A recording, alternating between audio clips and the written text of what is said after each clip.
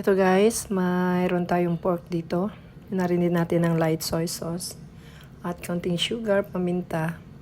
Tapos lagyan natin siya ng egg white lang. Tapos lagyan natin siya ng cornstarch. Tapos mamaya di-deep fry natin siya. At mayroon din tayong tofu dito. Yan, at mainit na ating mantika at i-deep fry natin muna ang ating pork. At pagkatapos niyan, isusunod natin yung ating tofu. Yan, inano ko rin yan. Dinas ko rin yan ng cornstarch para hindi siya magtalsikan. At yan, meron tayong sibuyas, kamatis, bawang. Igisa muna natin siya sa bawang, sibuyas, at saka lagyan natin ng kamatis. Lagyan natin siya ng light soy sauce at lagyan natin siya ng tubig.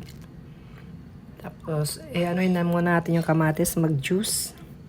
Saka natin nilagay ang ating pork at saka yung tofu at saka yung cilantro.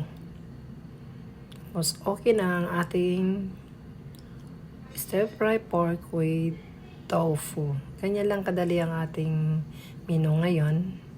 Pwede nyo subukan. Pwede ka rin kayong gumamit ng pork chop dyan. Kung wala kayong lean pork. Pero ang ginamit ko kasi yung lean pork.